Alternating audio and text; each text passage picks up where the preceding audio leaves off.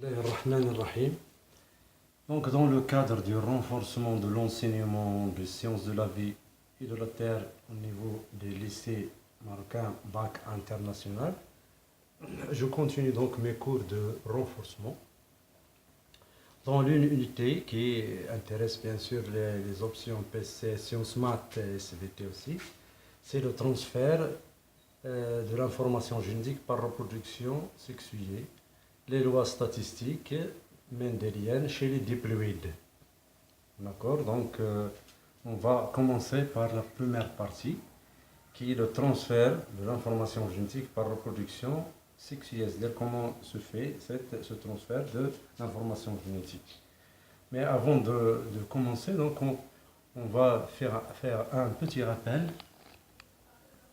sur les notions déjà que vous avez entamées dans les niveaux précédents, 6e année, la première bac, tronc commun, etc., et qui vont être utiles dans cette leçon.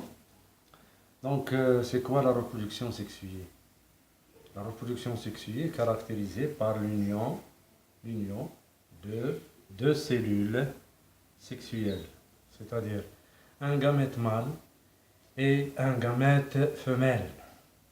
Les symboles, voilà le symbole de ce que comment on symbolise le sexe femelle, le sexe mâle, d'accord? Alors, cette union est appelée, donc l'union de deux gamètes mâle et femelle est appelée quoi? La fécondation. Alors, la fécondation qui aboutit à la formation d'un œuf. Alors, le terme d'œuf ou bien zygote. Alors, le zygote est le point de départ d'un nouveau être vivant. Voilà, donc c'est la définition de la reproduction sexuée. Donc, je récapitule. La reproduction sexuée, c'est l'union tout simplement de deux gamètes, mâle et femelle. Cette union, ça s'appelle la fécondation. Et la fécondation aboutit à la formation d'un œuf ou zygote.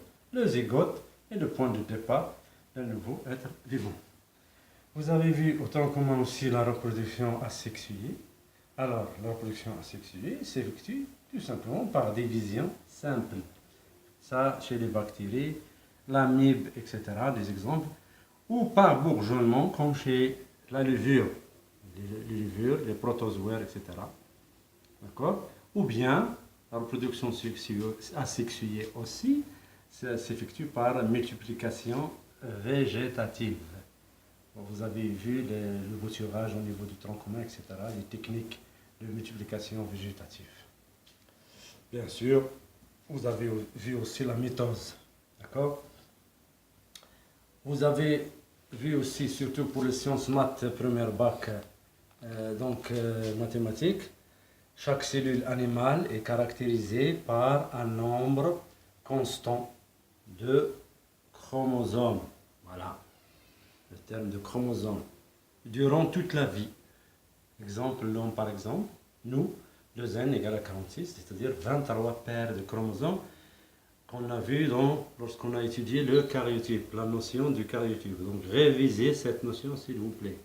Le karyotype, la définition, qu'est-ce que c'est que le karyotype, qu'est-ce que les chromosomes, etc. Qu'est-ce que le terme de 2n et n. Alors, 2n, on a parlé l'année dernière, c'est-à-dire la diploïdie. N, c'est la ploïdie. Alors, souvenez-vous de la définition, révisez aussi la définition d'une cellule diploïde et une cellule haploïde. Alors, continuons. Donc, vous avez donc la mère et là un karyotype de n. 2n chromosomes, c'est-à-dire il a un nombre de chromosomes pair 2n. Par exemple, le nombre de n, 46. Le père, vous avez 2n. Alors, pour engendrer leur future génération, alors la mère fournit un ovule, voilà, l'ovule qui est le gamète femelle. Le père doit fournir un spermatozoïde, le gamète mâle. Alors, l'union des deux gamètes, c'est-à-dire la fécondation, aboutit à la formation d'un œuf ou zygote, dont on sait qu'il est diploïde. Alors, le zygote se développe pour donner le fils qui a une formule aussi de zen diploïde. Donc, le père, les parents sont diploïdes, de zen chromosome, l'œuf de zen chromosome, le fils de zen chromosome. Donc les gamètes seront donc N chromosomes haploïdes. N chromosomes pour le gamète femelle, N chromosomes pour le spermatozoïde, le gamète mâle. Donc, cela nous amène à poser la question, comment on passe chez la mère ou bien chez le père d'une formule de zen, c'est-à-dire comment on passe de la diploïdie à la ploïdie. C'est-à-dire, autrement, comment se fait la formation des gamètes chez, par exemple, l'homme, par exemple. D'accord? Donc, qu'est-ce qu'on dit lorsqu'on passe de 2N à N? Il y a eu quoi? Réduction chromatique au niveau des gonades. Les gonades, c'est-à-dire les organes sexuels. Réduction du nombre de chromosomes pour aboutir à un gamète mâle haploïde et un gamète femelle haploïde. Récapitulons ce qu'on vient de dire. Alors, les parents sont diploïdes, c'est-à-dire 2 N chromosomes dans leurs cellules, dans leur karyotype. Le fils est aussi diploïde, 2 N chromosomes. L'œuf, on a dit qu'il est diploïde, 2 N chromosomes. Le karyotype de l'œuf, donc c'est 2 N chromosomes. L'œuf, il est issu de l'union de 2 gamètes, mâles et femelles, qui sont haploïdes, N chromosomes. C'est-à-dire N chromosomes dans le karyotype. Le karyotype des gamètes est haploïde.